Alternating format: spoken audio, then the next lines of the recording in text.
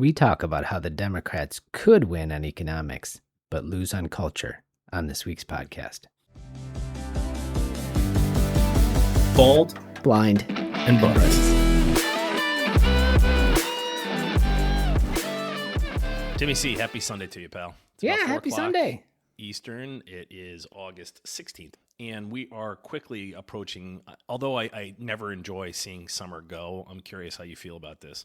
My favorite time of the year really starts about now, the 15th to the 21st-ish of August, because kids are going back to school, college kids are back, and so forth. And in fact, when I was out exercising today, trying to keep my BMI below 99, all the kids were moving in, and I said to one of the fathers, I said, "Wouldn't you kill to be your son?" He goes, "Oh, you have no idea." And the reason I say that is now, football starts. My smoker is going to be working about 3 days a week, every week, and the baseball playoffs, and then you go into the holidays. The irony, though, is this is my favorite, say, stretch, 90 to 100-day stretch, but followed by the worst 100-day stretch, which is basically post-Christmas to March Madness. I find myself in the doldrums. How do you feel about this time of the year? Do you like it? I love the fall, the crisp fall, the football, that sort of stuff. That's I think one of my favorite times. I think it is my favorite time. Yeah. As much as I hate to see summer go, it's because it's still, 82 degrees as opposed to 100 degrees, right? Yeah. Yeah, and it's much easier to deal with. But anything new in your world, Timmy? Kids are good? Yeah, kids are good. Paul came back from his canoe trip up north. That was good. How did he do eating jerky and granola bars all week? He did just fine. Yeah, it was good. Well, both of your kids are skinny as hell. I mean, you and Blue Leaf are skinny as hell, so it's not surprising, but he could probably put on a few pounds, right? Yeah, he's doing all right. So, yeah? Yeah. Anything new with work or life or anything like that? Well, let's see. Well, I'll mention in my hero, but now just status quo. Peter's going off to college, back to college in a couple of weeks. We'll have to start packing up for that. Sophomore? Yeah. Oh my gosh. Yeah. It goes fast, doesn't it? It does. And he's reading. Guess what book he's reading, John? Democracy in America. Atlas Shrugged. Oh, okay. Ayn Rand. Good old Ayn Rand. Yep. Yeah. The permission slip for everybody to be selfish and only concerned with themselves. So I think it's a very prescient book, and especially at this time in America, which we will get into. Perhaps I am just disappointed in the underlying nature of human nature. Maybe that's it. And maybe she's onto something and I'm not, So. Well, there's a difference between egoism and egotism. Okay. What does that mean? I think her conception is individuals free to pursue excellence, right? And not encumbered by or taken down by people who think they have too much, perhaps. Okay. But what is the difference between egoism and egotism? You still have egotism is you exploit others instead of engaging in free consensual relationships. Okay, we don't have to get into this today, but it's kind of germane to what we're going to be talking about, which is this Fareed Zakaria article, right? And it was written August 7th, a byline of August 7th, 2026, and it says Democrats need to face their real liability. And it's by an author, a writer that I very much enjoy, Fareed Zakaria. I've actually met him in person. But my question to you is I used to pose this to my students because there was a Catholic theologian, and I have a friend of mine who's a priest who has said, if you want to understand the dichotomy of the Catholic Church, anything they have said or continue to say about sex is 100% wrong. Anything they say about poverty and helping the poor is 100% right. And I just thought that was a unique distillation of how he sees it. Agree with it, disagree with it. But the reason I say that is there was a Catholic theologian whose name escapes me who has argued with some substantial, backing, and I'm not saying it's completely right, that it is oftentimes incongruent or impossible to be a Catholic and to be a capitalist, true capitalist. The idea that, by definition, certain people have to suffer or be out of work for the rest of us to succeed.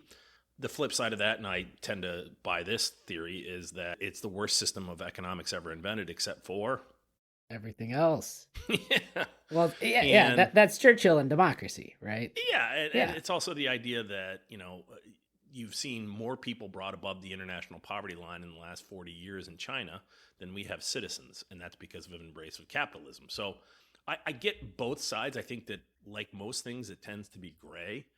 But I think Ayn Rand is just sort of, I understand the individualism and the focus on individualism, but I think it's also important to recognize that the roads you're driving on and, other things were paid for by community, parks, Central Park, just all sorts of things. And I think sometimes that separation is lost with Ayn Rand, which is focused solely on your success and everybody else be damned. Well, and also you look where she came from, right? She came from the Eastern Bloc, right? Or was it or Russia, right? Where we saw the extreme of this, and so I think that feeds into how her response to it. Yeah, and it explains how Republicans have done, particularly Trump, have continued to do well in places like Florida because of the concentration of Cuban immigrants who have escaped what was quote unquote called socialism. I would say it was more dictatorship. I don't think they're separable, John, but we can get to that. We can get into that. I mean, Karl Marx has long argued that capitalism is but the third of 5 stages on the development of economic systems, the ultimate being socialism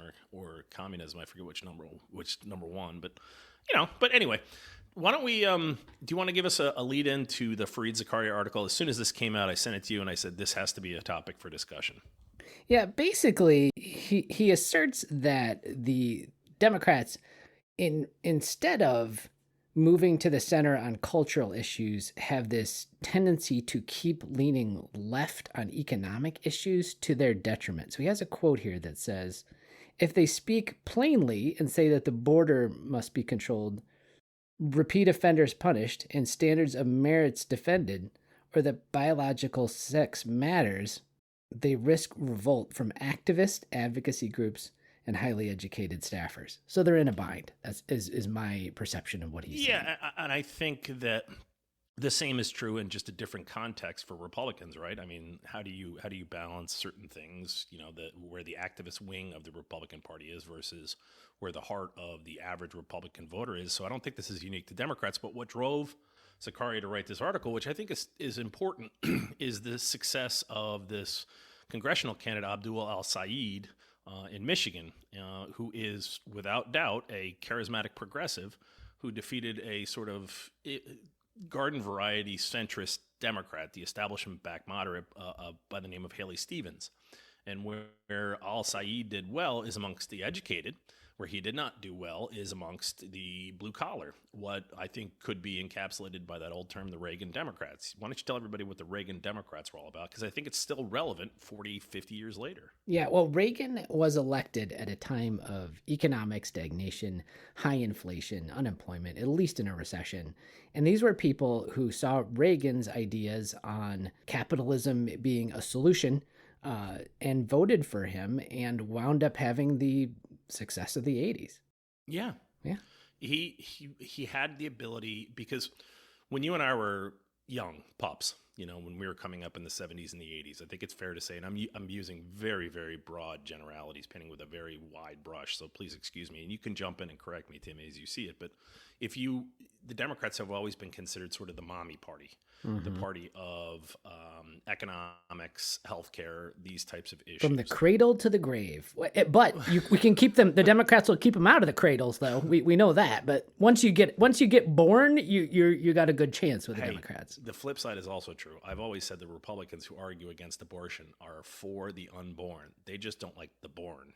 Because when people are born, you have to provide schools, you have to provide sustenance, you have to provide living, blah, blah, blah.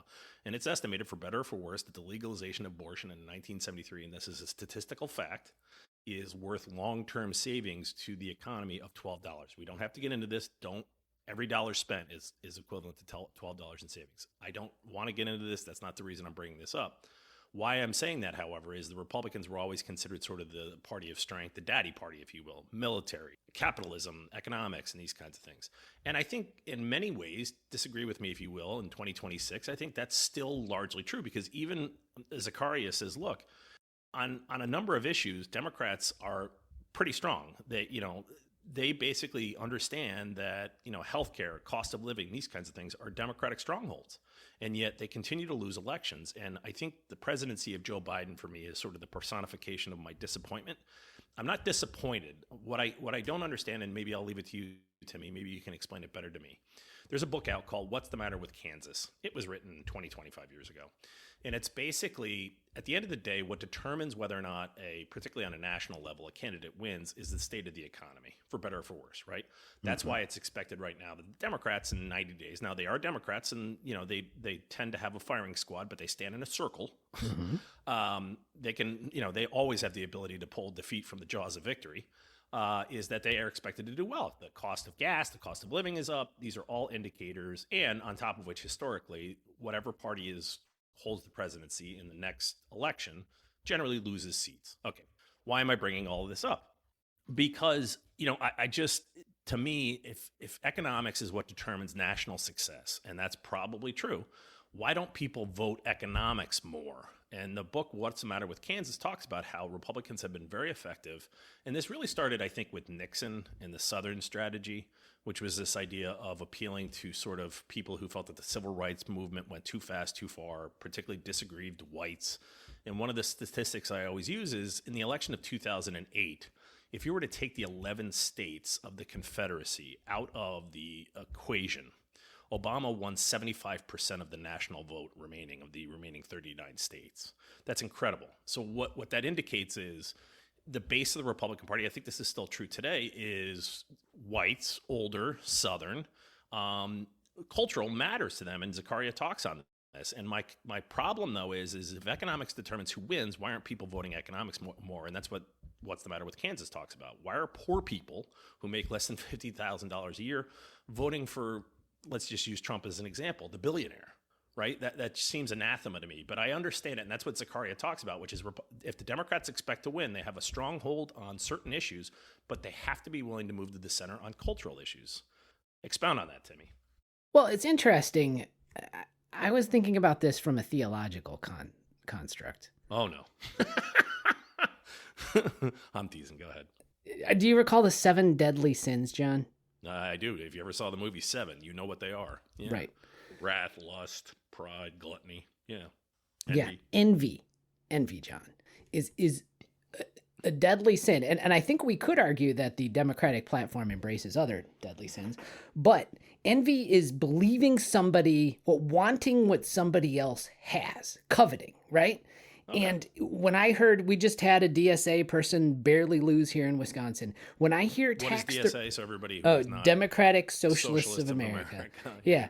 When I hear them talk, and they talk about taxing the rich, and they don't quite know who the rich is, but all they know is that somebody who makes more than they do, that is envy. And I think a lot of people, Americans across the board, would rather do better than make the other guy do worse.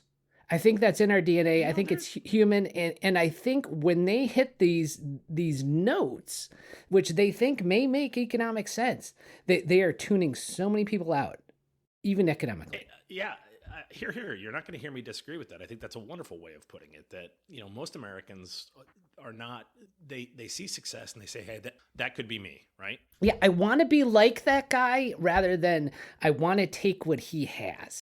Okay, and that being said, I'll concede that. But I also think that there's a reluctance for Americans to also embrace the reverse, which is there, but for the grace of God, go I.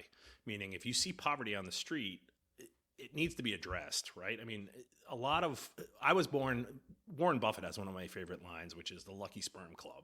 Mm-hmm. He talks about people that are born wealthy and affluent and so forth. And I think more often than not, where I'm disappointed is there's a reluctance amongst Americans, and I particularly denote this with Republicans, it's not all Republicans, that there is a reluctance to recognize that sometimes structural things exist that need to be addressed to help people alleviate poverty, not just saying, hey, you can pull yourself up by your bootstraps and fix this, right? I mean, two things can be true at the same time, Timmy, right? I also think there's a difference between voluntary charity and a spirit of giving and government-compelled wealth redistribution. I was in lab. You always, when you're in lab, you kind of chat it up. And I was chatting it up with a buddy, and there was an undergrad with us. This is 20 years ago, and it was after a national disaster. And we were like, there's this hurricane, blah blah blah. How are you going to help? What are we going to do? Katrina, right? You must be talking about. It might have been. It might have been. Yeah, it might have been Katrina. And the student was like, I have no idea. The government will do it for me. And that's not the answer. That doesn't cultivate virtue. It doesn't cultivate civic mindedness. It's lazy when we ask the government to solve problems that we can usually do better ourselves. Okay, let me read this quote by Zakaria, and then I'm going to give you a quote by Martin Luther King.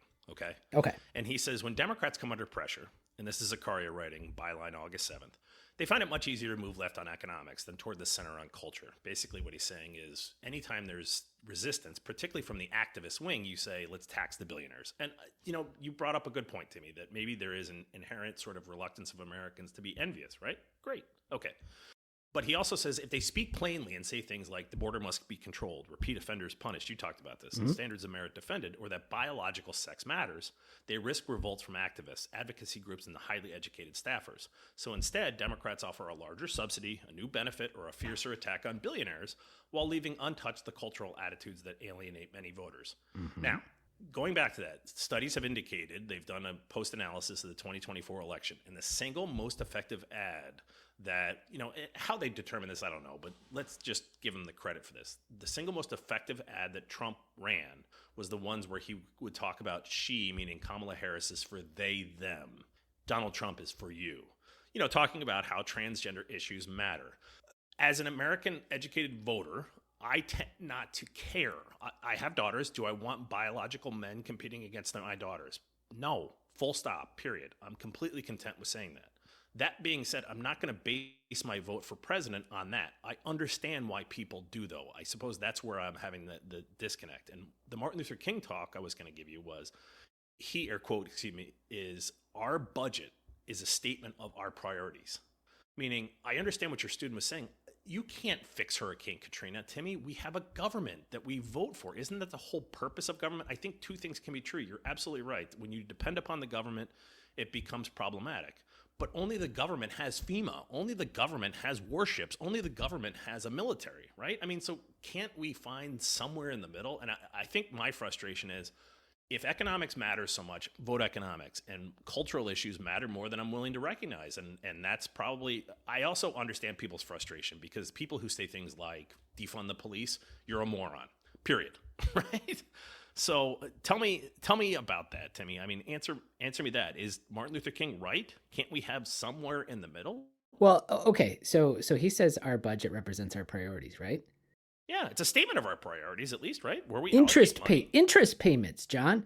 Our priorities are interest payments. Our priority is bipartisan reality. Passing the buck onto the unborn. Frankly, we're letting the unborn carry the burden.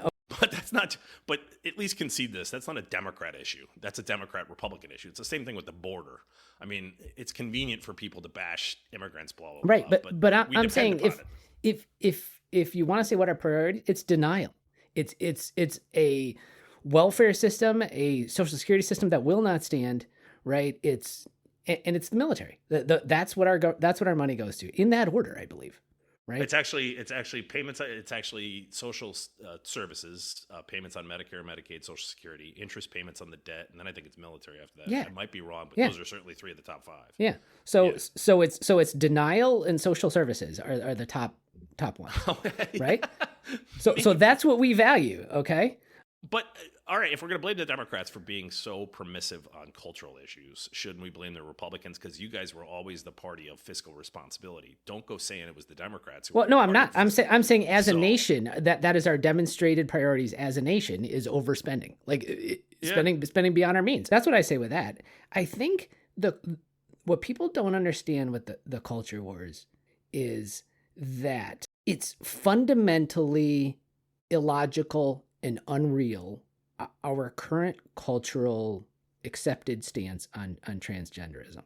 Let me explain. Well, hold on.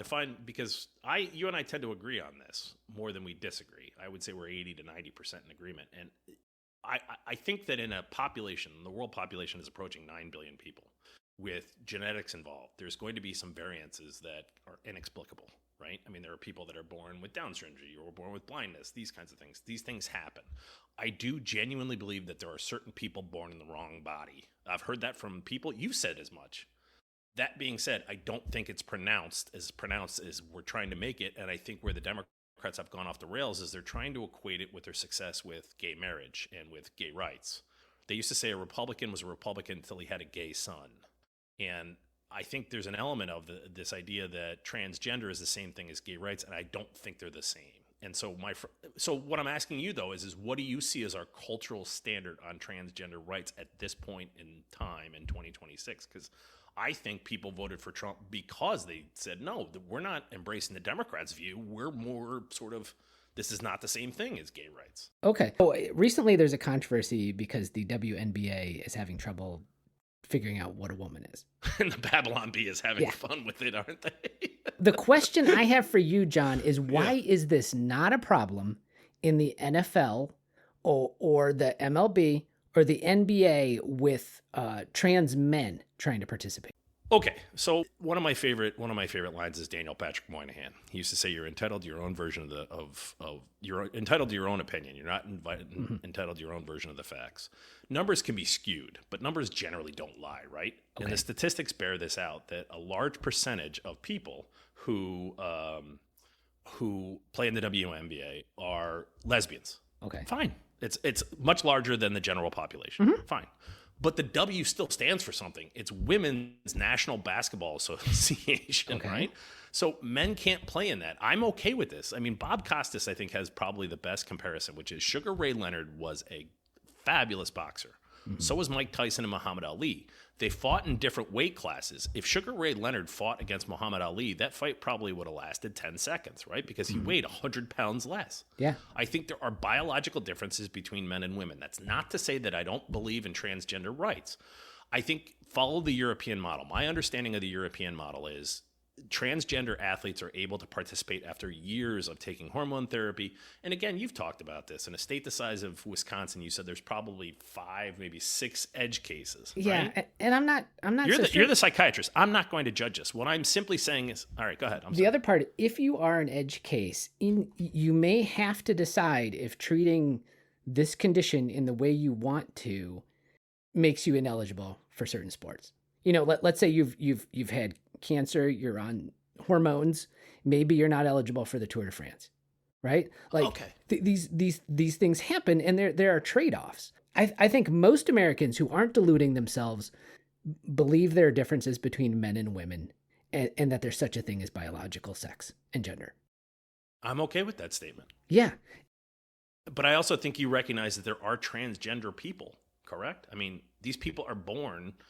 Do you or do you not agree with the supposition? I'm not the doctor. I'm not going to... I think born into the wrong body is a little weird, because if you think about it, this person's brain developed in a body which has the hormones commensurate with their biological sex, pretty much, right? So you ask yourself, how could a female brain develop in a male body? And I don't know how it could, frankly, like at a biological level. So then you say, well, you know, this is social, it's cultural. But if you're talking about evolution or these kinds of things, what is the purpose of homosexuality, right? I mean, the whole purpose of having 2 biological sexes is procreation and the, extension of the race, the human race. Yeah.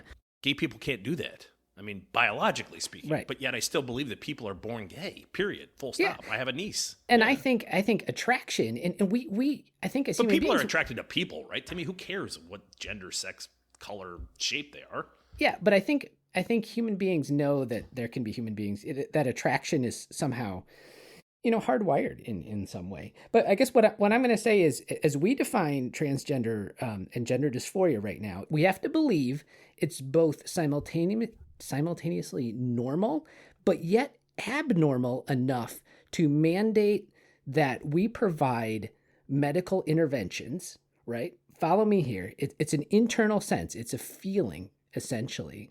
And the solution is to change how everybody else you encounter in the world treats you, to give you a backstage pass. Hold on, to give you a backstage pass to, for example, female locker rooms, female rape crisis centers, female prisons, right? To give you that backstage pass to commit you to lifelong hormonal treatment, which will alter your risk of cancer, your risk of osteoporosis, your risk of heart disease, and probably surgical removal of healthy organs. But I think right? what you're getting at is where I think the vast majority of people in the world and in the United States lie. The Democratic Party's not there. They're wrong, is what you're essentially saying. And you're agreeing with Zakaria, correct? I mean, is that what I'm hearing? Well, I'm saying this is a very radical, extreme intervention for somebody who doesn't feel The current push of the Democratic Party, you're saying. Yeah, To sort of make all genders the same.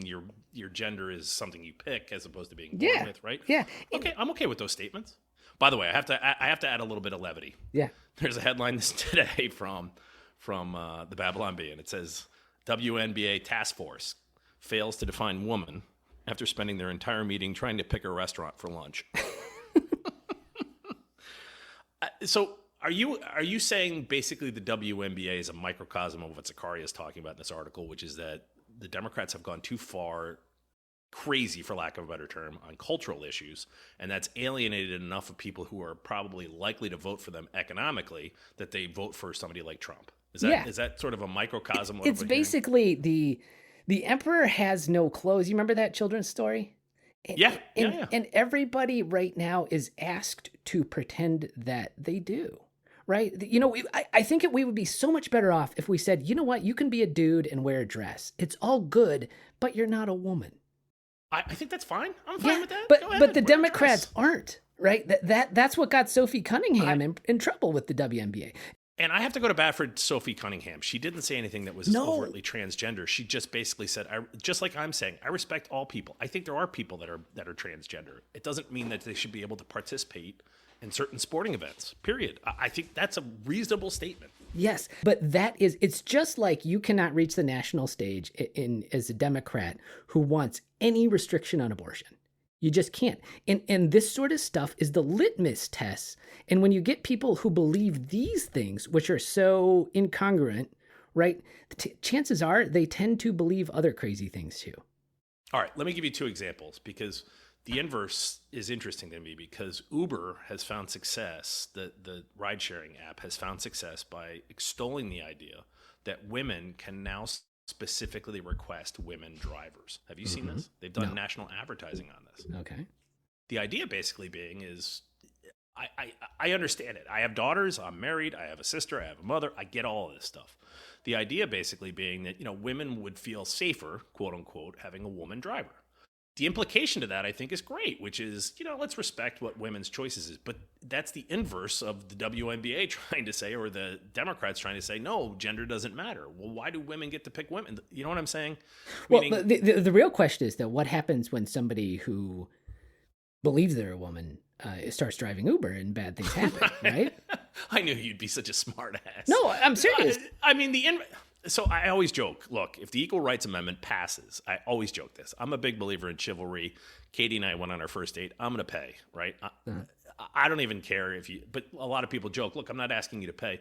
Reach for your wallet, at least offer. I'm not going to let you pay for dinner or buy drinks. You know what I'm saying? But at least recognize that I'm paying for, right? Okay, fine. So I think there's a disconnect between chivalry and differences versus, rights. And if the Equal Rights Amendment ever comes into fruition, which would be completely fine by me, I'd be completely happy with it. It doesn't just apply to all the good stuff, too. Women have to take the bad stuff, too. Does that mean that women now should hold the door open for men? Because chivalry indicates that men should hold the door open for women, right? But what if, and I, you talk about Uber, and this is important because have you heard about Giggle v. Tickle in Australia? It's a great name of a case. So it's a lady who wanted to create an online site for women in the post Me Too movement. A trans person wanted to join, and basically the Australian courts, it's working its way up, said that to keep that person out was discriminatory and they couldn't do it. And all they were trying to do is create a safe, quote unquote, safe space away from, born biological men, whatever you want to call it.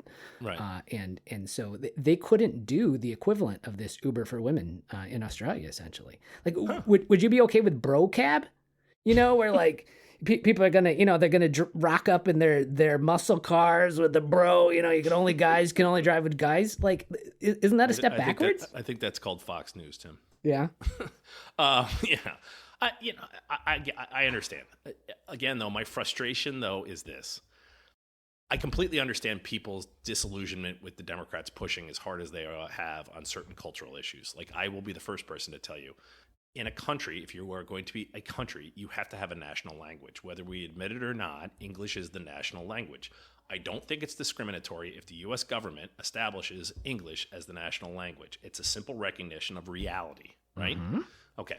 Same thing basically with the police. I think that you can say that police have a history of racism, of violence towards minorities, overstepping their bounds, and yet you still need the police. I think that's a completely reasonable statement, right? Mm-hmm. I think the border, and I think where I think the Democrats get a bad rap is that the border is seen, and maybe it was because of the Biden administration, the border was seen as, let's let everybody in, blah, blah, blah, for Democrats, and Republicans all of a sudden are saying no. I mean, Obama deported a number of people, a lot more than even Trump has, mm-hmm. Yet he was not seen as that. So I think that's a bipartisan issue. But again, where I become frustrated is people voting simply because of transgender rights for a guy who me at least personally, Trump, is perhaps the most unethical, indecent, unchristian human being who may very well have ever walked the earth because of transgender rights, to me, is just something I cannot square. I can't understand that. How can you look at this man and say he's against transgender rights? I'm going to push everything else aside. He's been bankrupt 6 times. He's divorced 3 times. You understand what I'm saying, Tim, right? Yeah, I do. At the end of the day, the fact that transgender rights supersedes people's rational eyeballs. I mean, what happened on January 6th to me is disqualifies him from anything ever, not just President of the United States, dog But John, catcher. How many people died in the flare-up and violence following George Floyd, which was a left issue? More people died, more destruction, more everything than January 6th. But that wasn't directed from the White House by the occupant of the White House. There is a tangible difference. I hate when people do this, when they say, oh, there was a riot about police activity in Seattle. Did Joe Biden direct that? The answer is no. Did Donald Trump direct January 6th? The answer is unequivocally, full stop, yes. But the people who want to rise to power in the Democratic Party are the kind of people who stoke that. Maybe. I'll give you that. But you understand the differentiation between the two, do you not? I do, but I think one caused more damage, just real damage to real Americans than the other did. Well, okay, Timmy. I don't mean to do this, but if you're going to use numbers, how many people died on September 11th? About 3,000. About 3,000, right? Yeah. How many people died? You mentioned it before. How many people died as a direct consequence of Hurricane Katrina? I don't know, actually. More. Okay. Yet, I ask you, what date was Hurricane Katrina? So what I'm saying is simply using numerical differentiation is not the same. When the President of the United States institutes what I see as a coup d'etat, that's disqualifying. Okay. Period. The George Floyd issues, you can say what you want and say, oh, the Democrats are responsible for this. I'll give you that. Joe Biden didn't direct it. And again, here's a sort of a summation of my frustration. I get it. I understand why people vote on these cultural issues. And again, I understand why Trump is president. I just don't like it. Yeah, I agree. But I guess the thing that I think voters find hard is how can we simultaneously believe you're that far out into space on cultural issues, and yet you can somehow add up numbers and make an economy work. like how do we like you can't, those are hard to square. You know, it's like when does a population taxed itself into prosperity? Right. That was Milton Friedman's old line, wasn't it? Yeah. When does a population? Yeah.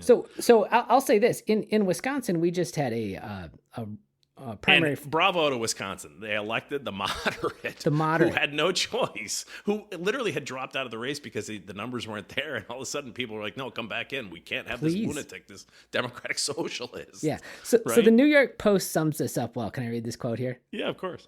In the end, working class voters, grounded in reality, rather than postmodern theory, turned out in droves to save the Democrats' flighty, overeducated class from themselves. Yeah. It gets better. Because That's true. Because while Ocasio-Cortez and Mamdani have proved adept makeup artists, they're still applying lipstick to a pig that Hong, who ran in our state, lacked the talent to disguise. You're not gonna hear a disagreement from me, period, right? And Like, why would I care if you're going to help me get health care if there's not going to be police in my community? Like, this is why they lose.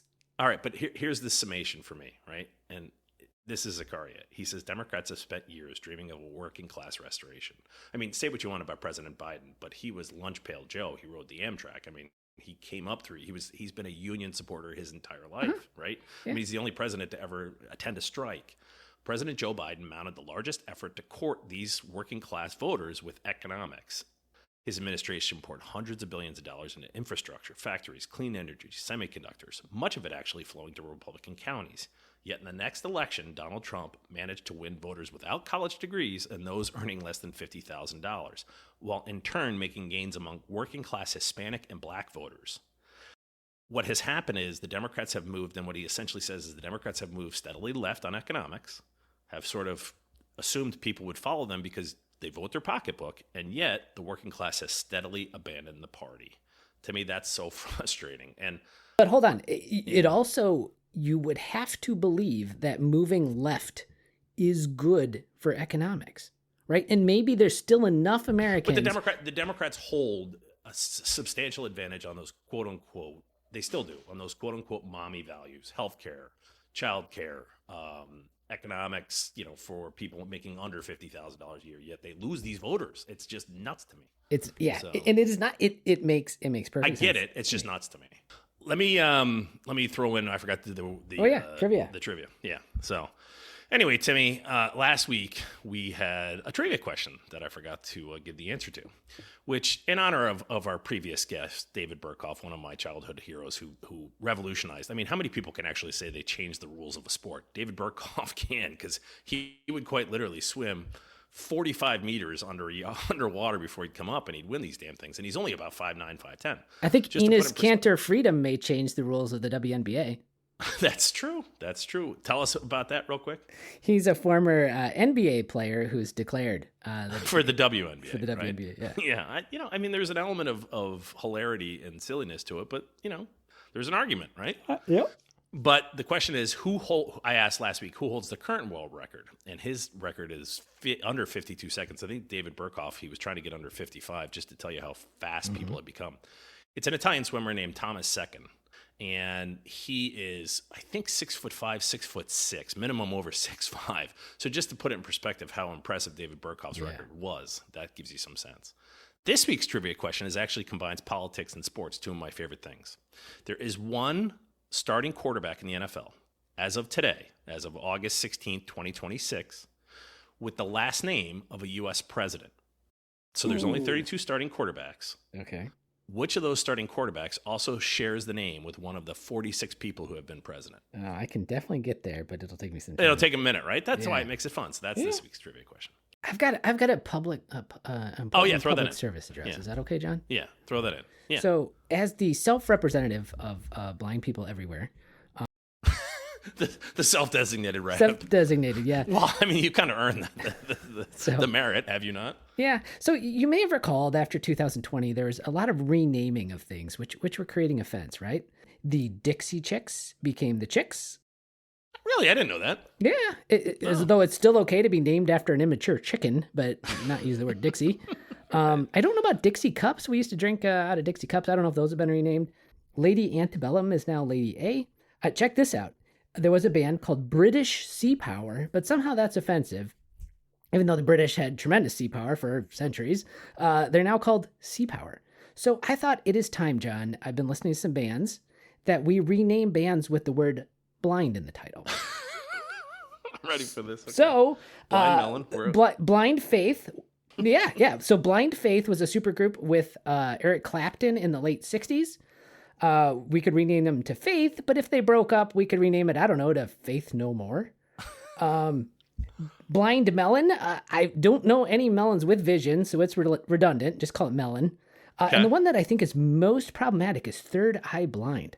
So you're probably offending blind people and like a couple 100 million Hindus, because I think that's what it refers to. So you could just call it Third Eye, or, work on that one, guys. So it is well past time. Imagine the harm, John, the harm when people hear these titles, and there's no actual representation of blind people in any of these groups. So it is far past time, John, for us to get with the 21st. We're in the 21st century now. Okay. Well, if I may, I have to embarrass you a bit. You were asked to consult on The Good Doctor, the ABC series that is based on an idea of a blind doctor, were you not? He's autistic, and they asked him to. I think they were just going to interview me and do some promo thingy. Yeah, but I didn't get that call. Yeah.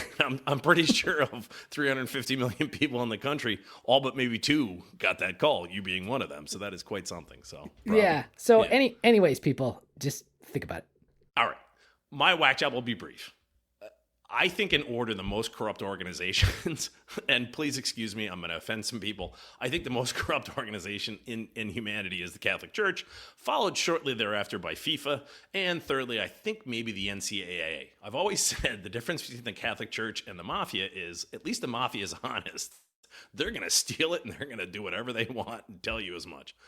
So my whack job this week is the current president of FIFA. Can you imagine how corrupt you have to be the president of FIFA? It's a corrupt organization to make presidency. So his name is Gianni Infantino. He apparently, the day before the World Cup finals in the United States, with apparently the tacit urging of the current president of the United States, was trying to get 20% of the shares of FIFA sold off to private equity. I'll leave it at private equity by saying this. My experience with them has been less than exemplary. I understand their purpose in an economic system. I genuinely do. The private equity firm, however, was headed by none other than Joshua Kushner. Excuse me. Why does that name ring a bell? Because it is Jared Kushner's brother. His father, Charles Kushner, was sent to prison for fraud. Jared Kushner by Chris Christie. Yes, that's correct. Part of the reason that Jared Kushner said to Donald Trump, please don't pick him as vice president because he sent my father to prison. Yeah. So what did Trump do? He pardoned Charles Kushner. Jared Kushner is married to Ivanka Trump. Josh Kushner is a billionaire at 41 years old. I'm sure that has nothing to do with his talent. That's because of his last name. But they're trying to force the sale. And basically Gianni Infantino told the stakeholders, these board members of FIFA, they had to do so by the next morning. Luckily, common sense prevailed. The European associations found out about this, threatened to boycott. They wouldn't come to the World Cup, and they've since dropped the idea.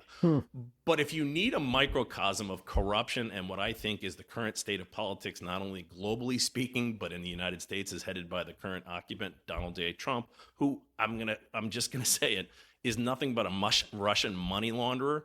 That's it. Gianni Infantino is my whack job of the week.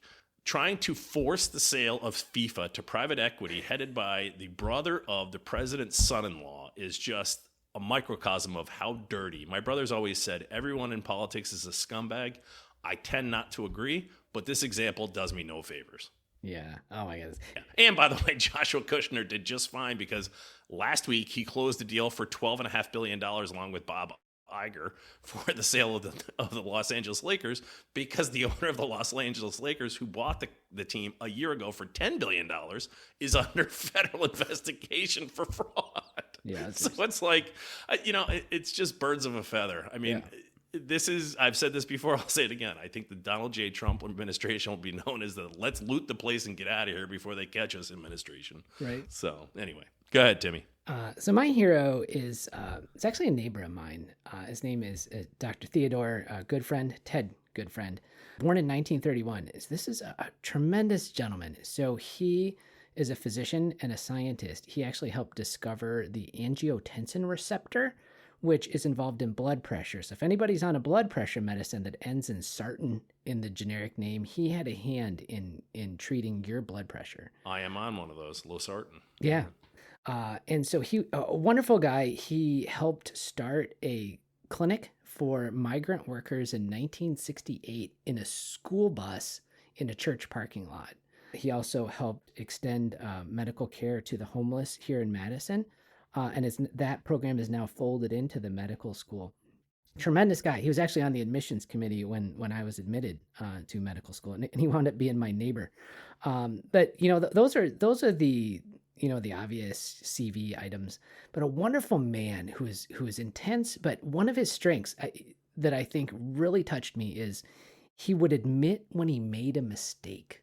He would own it and he would try to repair it. And so many of us get, trapped in our priors, get locked into our ideas, and we just need to be able to admit it when we're wrong. And that's the thing I treasure, beyond his intellect. That's one of the things I really admire about the man, and just a wonderful gentleman, Ted Goodfriend. I'm lucky to call a neighbor and a friend. That's pretty cool. Yeah, that's pretty cool. One of those, it's like people say, those unsung heroes that do things that just never get noticed. It's wonderful. So you're here. Yeah. Well, Timmy, I'm going to push as much as I can for centrist Democrats to do well in the November elections, but I understand why people are dismayed by their behavior. I genuinely am. So I'm sort of left sort of shrugging. What did you say the one time? What is John? What can you do? What can you do? Hopefully we can do something about that. But Timmy, it was great chatting this week, and let's catch up next week. And this is John Boland signing off saying, hey, misbehave, drive fast, take chances. And this is Tim saying, I understand why the Democrats are losing the middle. Couldn't throw me anything there, huh? Couldn't be like, it'll be fine, John. Had to kick me while I'm down. Well, and the funny thing about the middle is it's Sutton's rule. He's the bank robber, and they're like, why do you rob the banks? He says that's where the money is. That's where the money is. And the middle is where the people are. And I think, if you can dial back, come up with sensible plans and policies, I think people will come to that, just like they came to Reagan in the 80s, and they would come to a sensible person. So let's hope that person's out there. Yeah. And this is Tim saying, if everybody likes what you're doing, you're probably not doing anything worthwhile. Let's keep talking.